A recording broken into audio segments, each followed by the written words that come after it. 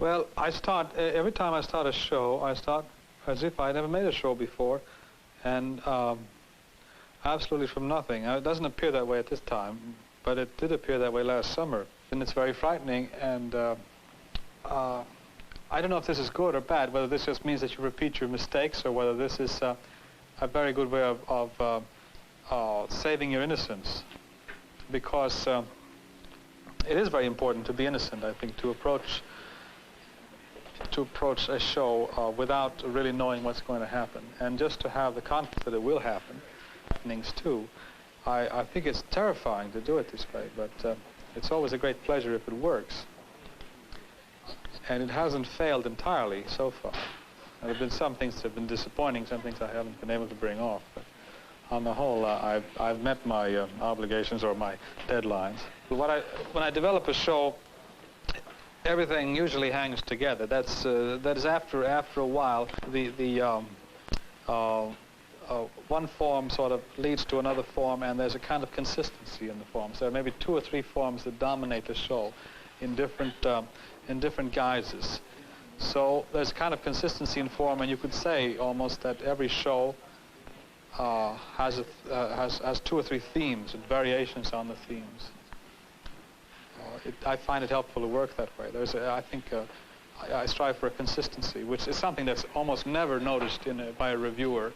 It's noticed, I suppose, by people who see the show, but no one ever mentions that the show as itself is a composition.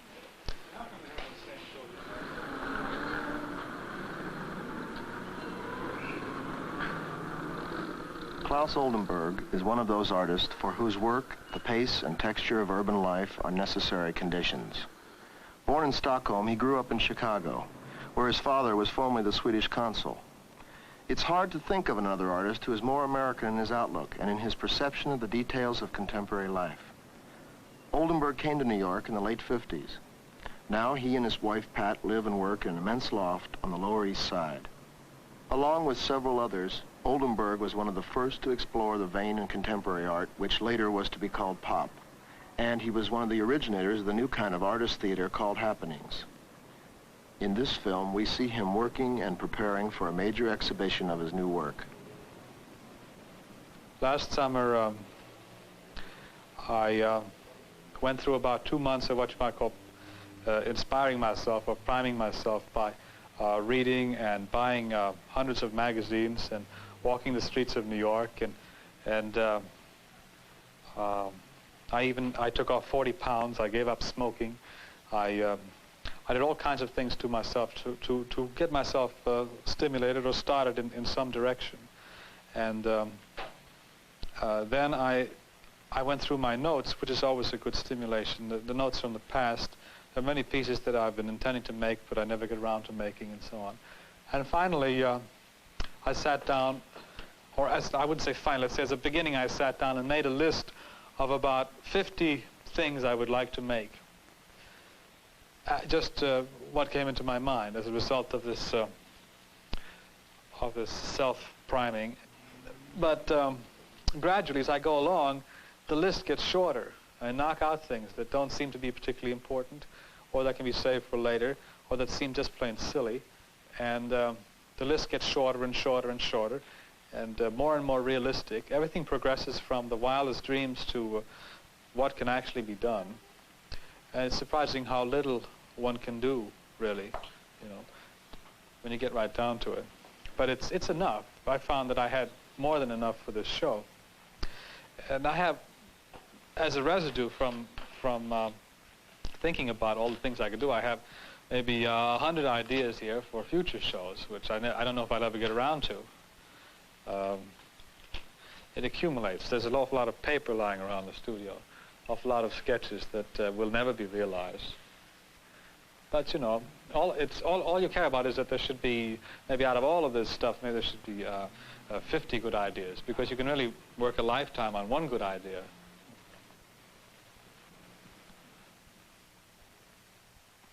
I write every day, and I feel very unsure about what I write. And as a matter of fact, I have a suspicion that I write them to get them out of my system. Some of them are certainly an honest attempt to explain what I'm doing to myself. but many of them are very frivolous and nasty. There's not a lot of nasty remarks in it. Really, they're kind of a way of getting the stuff out of my system. So they don't serve as a guide to my work necessarily. They're quite tricky that way. And I think they're also rather badly written. But it's a compulsive thing. The need to touch the typewriter and to make the words appear on the white page. It's something, among other things, which makes the day go by. I think it's very hard to be an artist because there's nothing going on in your life. I mean, unless you're working with something monumental like carving marble, your day goes by and you have to find all kinds of different ways to engage your senses, you know, something with the hands, or I mean, I read about poets constantly drinking tea and so on. And you have to, because I work all day long, I don't stop for lunch or anything like that. I just get up in the morning and I wander around my studio all day long and sometimes half the night, you know, until something happens. So typing is a way of relieving the boredom of the studio. Sometimes some rather nice things come out. And I try after a show to go through the material and select out what seems valuable and true. But I'm a very poor critic of my own writing, and I really don't want to be a writer. I feel I'm much more honest in expressing myself through plastic form. I should have started becoming an artist much sooner, because I was always very interested in art and drawing. But as it turned out, I didn't become professionally involved with art until after I had been to college, and after I'd worked a year and a half after college as an apprentice newspaper reporter, which seemed like a dead end. And I then took the leap into art, into full-time studying art. But I studied mostly on my own. I had already gone through college, so I didn't feel like going through that again. So more or less I worked out the problems myself. I did go to a few classes and met some people, some other artists, and talked about the problems of being an artist. But it was really what I've done has been a result of my own analysis of what I think the thing called art is. It's mainly been through going into myself and finding rooting expression in my own daily life or my perception of nature, and a process over a number of years of sort of digging into myself and finding the form for what I discovered in myself. In the work of Claes Oldenberg, the inanimate objects in the world around us assume an almost terrifying intensity and vitality. Enormously enlarged in size, expressively exaggerated in texture, and brilliantly colored with shiny paint, his art is a kind of unprecedented sculpture to which he brings the sensibility of a painter and the passion of someone who loves sensation. Oldenberg's early pieces were mostly about food. He made pies beyond the glutton's wildest dreams, ice cream to tempt the oldest child, hamburgers as big as tents. At first, these objects were all made of plaster and painted with enamel. Later, as the scale became even larger, Oldenberg worked out a technique of sewing the pieces in cloth and stuffing them. His interest in the most immediate and direct experience of familiar objects eventually led him from food to clothing and ordinary household things. Oldenberg gave to objects a new personality. Particularly in the softness of the later sewn pieces, we begin to feel a sinuosity, sometimes indolent, sometimes threatening, sometimes sexual, which breaks down our accustomed assurance at the distinction between animate and inanimate. Occasionally, Oldenberg has turned to other materials like wood and plastic.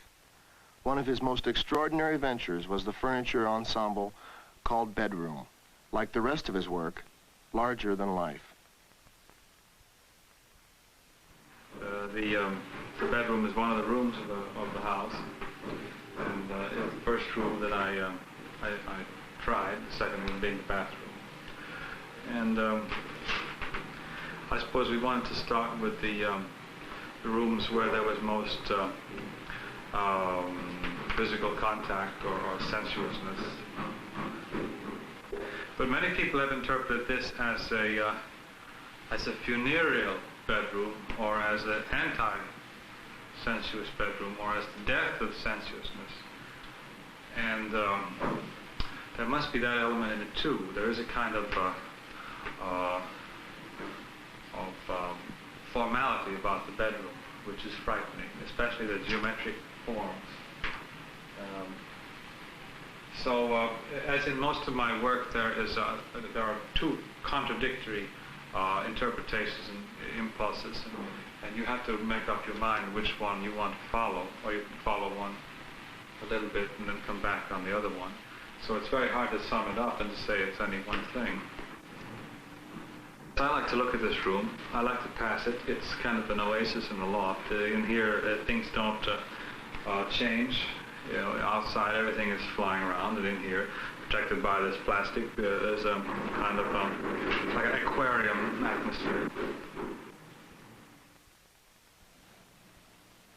Then I got involved also with the automobile. I don't exactly know why I got involved with the automobile, but this was a new theme, and there probably are some very deep reasons that I can't put my hands on at the moment why, and then suddenly the airflow floated into view, and everything came together in that area.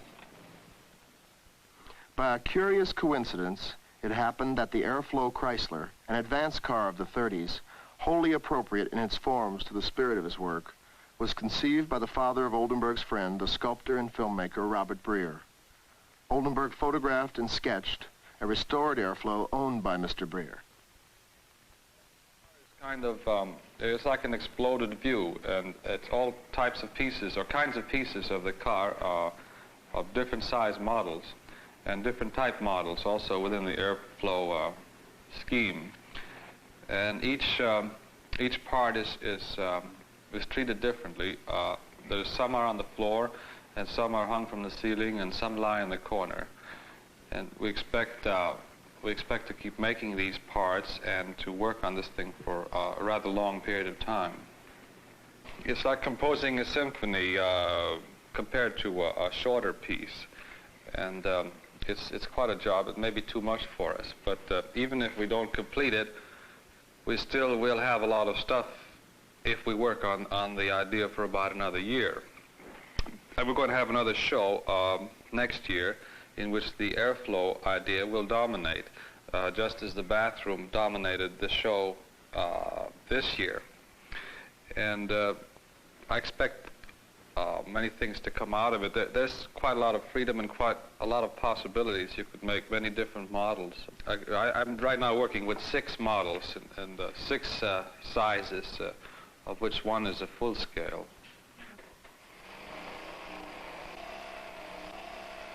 In a sense, Oldenburg's loft is a factory where he works out the problems of handling new materials in new ways with the help of his wife Pat and other assistants. Now, working with soft sculpture, using the canvas or the vinyl, we're working with a medium that's very exploratory. And there are other ways to join the parts, for example, heat sealing, but I think sewing is more involving and complex and therefore more satisfying. It's also, sewing is very much like drawing. And also, this is like a translation of flat into round. As I make a pattern and then I give it, we trace it, and she sews it together so that then it turns into a round or sculptural object. I get a great deal of pleasure out of involving other people in my work, and this is particularly strong in Pat's case. And her sewing is also something very special. It's very aesthetic, and the pieces on which she works on become very much a collaboration pieces.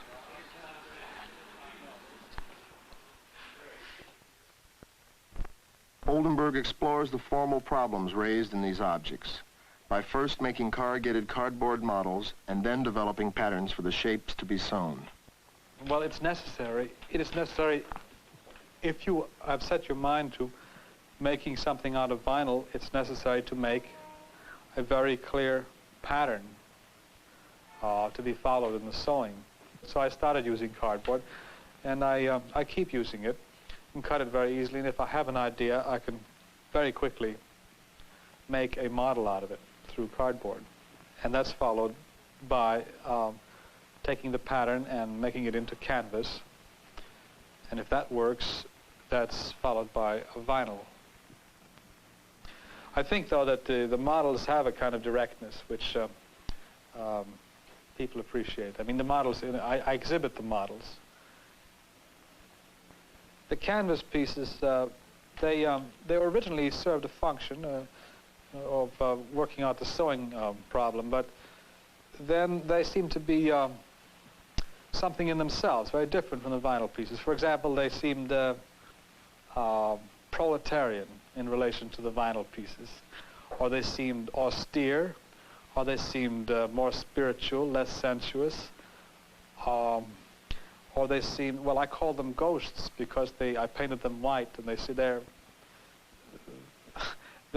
had a kind of a double existence, like the thought behind, like the Platonic idea behind the sensuous actuality. So there are many people who prefer the canvas pieces to the vinyl pieces for one reason or another, and usually the canvas pieces are sold for less.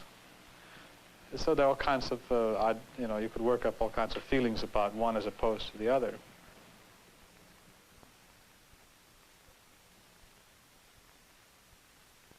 Oldenberg's art often utilizes humor and untrammeled fantasy.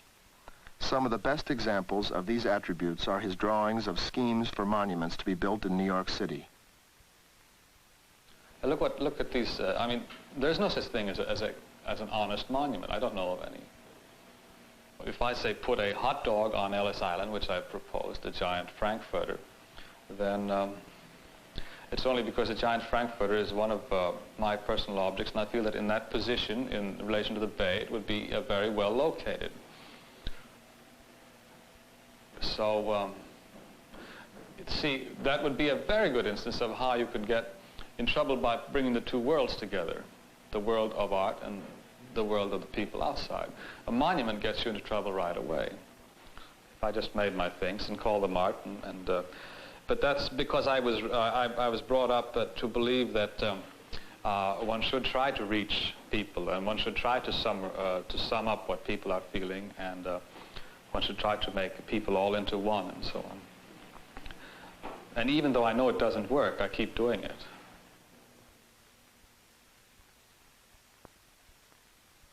The bathroom is the second room of the home, which I started doing a couple of years ago. I started with the bedroom, and now it's time for the bathroom. That is tied in with the idea that the home is full of sculpture-like objects, such as the sink, or the toilet, or the tub, or the appliances that you use, the toaster, the orange squeezer, and the can opener, objects that are sculptural in concept. They stand in space. It's also the fact of porcelain or enamel, that it looks so much like a patent vinyl, and it's possible to make something out of vinyl that looks like soft porcelain. That had a lot to do with this choice. But it's really to develop the theme of the home. The next step would be the living room.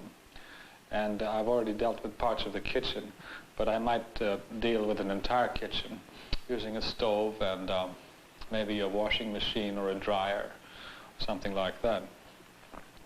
I prefer a material and a subject that suggests change and flow, which is, for example, why I choose ice cream and the representation of ice cream in plaster.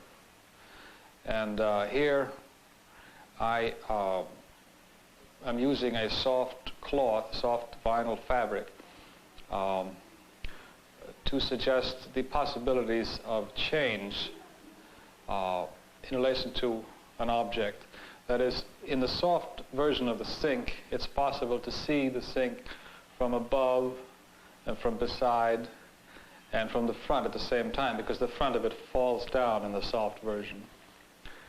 And also there are changes in meaning, or changes in subject matter and changes in image that happen as a result of the softness.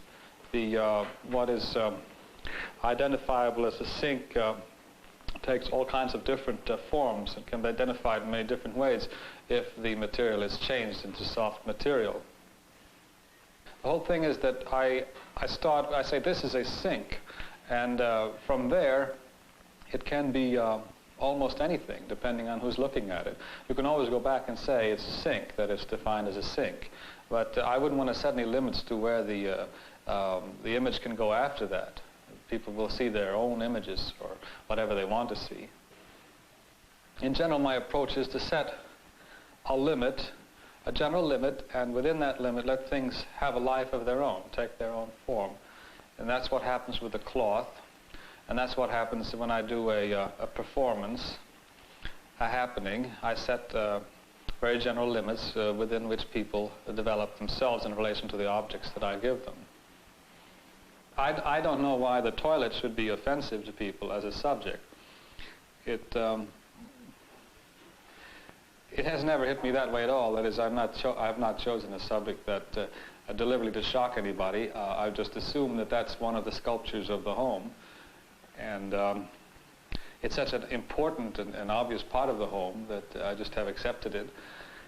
It's a highly idealized version of a common toilet. It's also magnified in scale.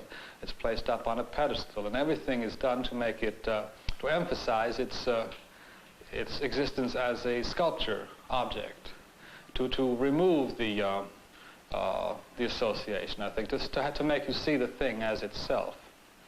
But as I say, there are many people who simply cannot see beyond subject matter. My work is always having this trouble. It's a kind of a deliberate obstacle that I make for people, because I choose a very simple subject, which is usually very close to people's experience, and that might give them the idea that they can dispose of the whole thing simply by referring to their experience, but that's only the starting point, and it's, to say, it is an obstacle for many people.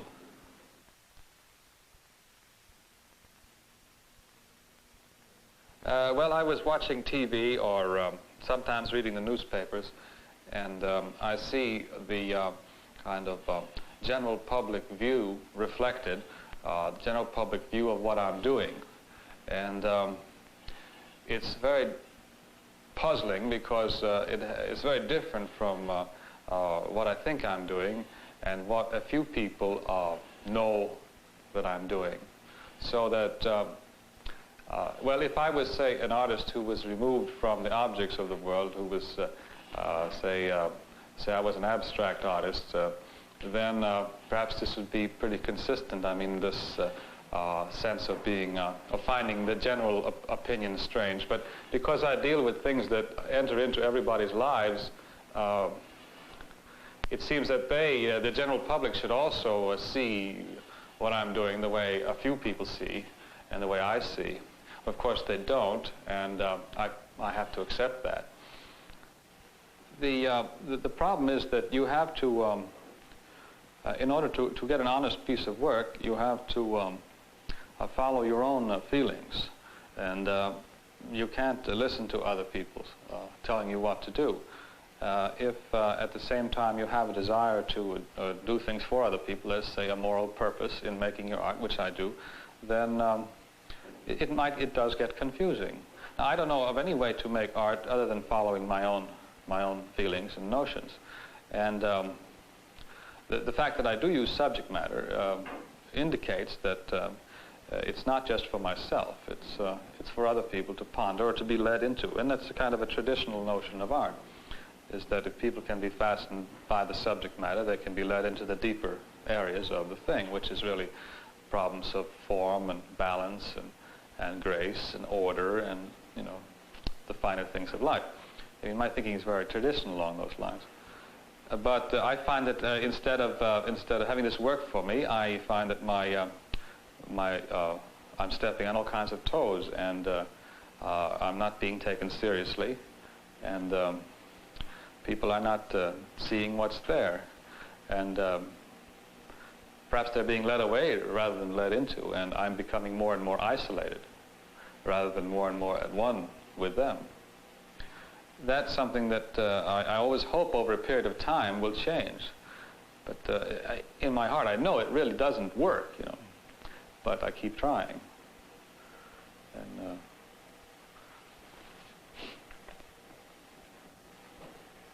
however, I mean, I must say that there are a lot of people who love my work, and they tell me so. And a lot of people who see it, perhaps, you know, a comforting amount of people, I mean, more than I would expect, who see something in it and who like it. You told him so. This is a wonderful show, Paul. It's beautiful.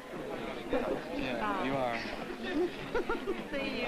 She was going to sew a piano, but I didn't give her the plans. I had no idea that it took so long to make plans. Like so many others who explore new ground, Oldenberg worries about the loneliness of his path, particularly because the flavor and intensity of his work disturbs some sensibilities. The justification comes when his exhibition opens, when people arrive to see where his art has gone, to confirm his special, unique accomplishment. The openness and extravagant intensity of Oldenberg's objects mean more than pleasure for our senses.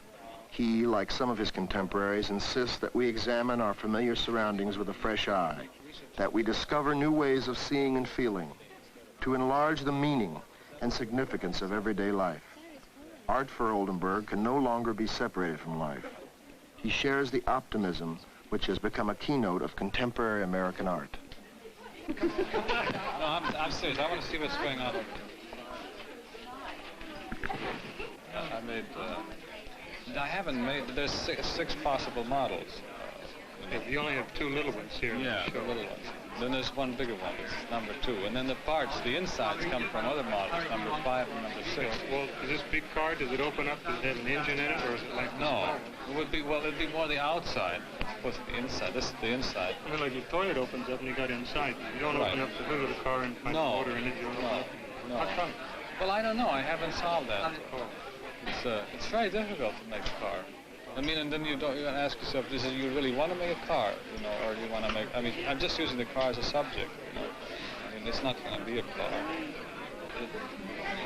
Like, one may be split this way, the other one may be split the other way. Yeah. I was surprised to see the engines. This is NET, the National Educational Television Network.